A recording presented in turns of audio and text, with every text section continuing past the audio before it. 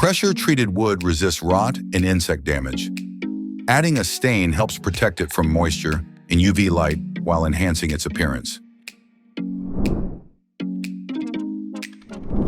New pressure-treated wood is often too wet to stain right away, as the finish won't adhere properly. To check if it's ready, sprinkle some water on the surface. If the water beads up, it's still too wet. If it soaks in, you're good to go. Clean and remove dirt and mildew from the surface of the wood. For new wood, a simple sweep may suffice. For older or dirty boards, use a deck cleaner with a scrub brush.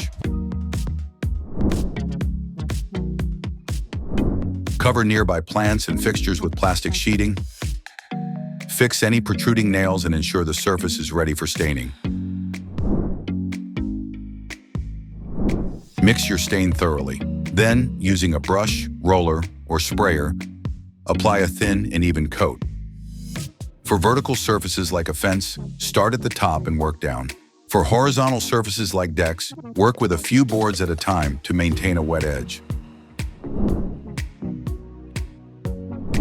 Allow the stain to dry per the manufacturer's instructions, usually 24 to 48 hours. Clean your tools with soap and water or mineral spirits if you used an oil-based stain. With the right prep, staining is a simple DIY project that can pressure-treated wood and keep it looking great for years to come.